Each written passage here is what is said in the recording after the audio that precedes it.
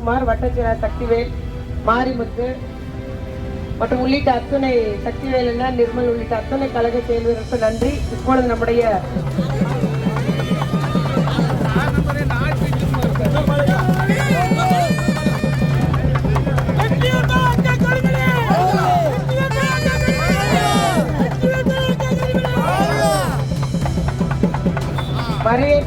வரவேற்பு அளித்த நம்முடைய பகுதி செயலர் சுரேஷ்குமார், வட்டச்செயலாளர் சக்திவேல், மாரிமுத்து மற்றும் உள்ளிட்ட அத்துணை சக்திவேல் என்ன நிர்மல் உள்ளிட்ட அத்துணை கழக செயல் வீரருக்கு நன்றி. இப்பொழுது நம்முடைய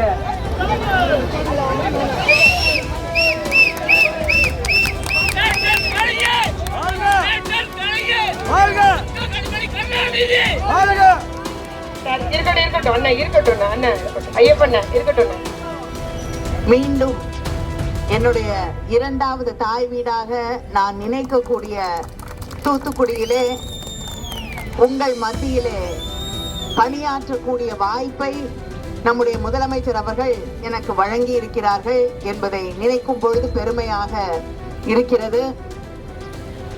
தொடர்ந்து நம்முடைய முதலமைச்சர் அவர்கள் மக்களுக்கான திட்டங்களை, பெரும்பான்மை மக்கள், இந்த தமிழ்நாட்டில் இருக்கக்கூடிய பெரும்பான்மையான மக்களுக்கு பயன்பெறக்கூடிய திட்டங்களை தந்து கொண்டிருக்கிறார்கள். சில பேர் நாங்க தான் பெரும்பான்மை மக்களுக்கு பணியாற்றுகிறோம் என்று அதில் கூட அரசியலை கொண்டு வந்து சேர்க்கக்கூடியவர்கள் இருக்கிறார்கள்.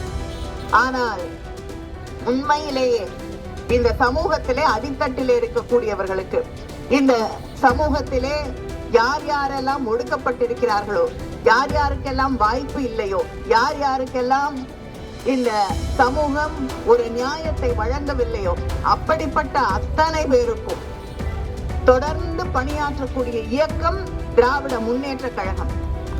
ஏன்னா வேலை வாய்ப்புகளை உருவாக்கி தந்திருப்பது திராவிட முன்னேற்ற கழகம். தமிழ்நாட்டுல இன்னைக்கு இத்தனை பேருக்கு வேலை வாய்ப்புகள், கல்வி, அறிவு, அது மட்டும் இல்லாமல் ஒன்றிய அரசாங்கம் இன்னும் 30 வருஷம் கழிச்சுதான் 50% உயர்கல்வி பெறக்கூடிய ஒரு கனவோடு இருக்கிறார்கள். ஆனா இன்னைக்கு தமிழ்நாட்டுல அந்த சதவீதத்தை நாம் கடந்து விட்டோம். வட இந்திய மாநிலங்கள்ல இன்னும் மருத்துவமனைகளிலே பிரசவம் பார்க்கக்கூடிய முறை வரவில்லை.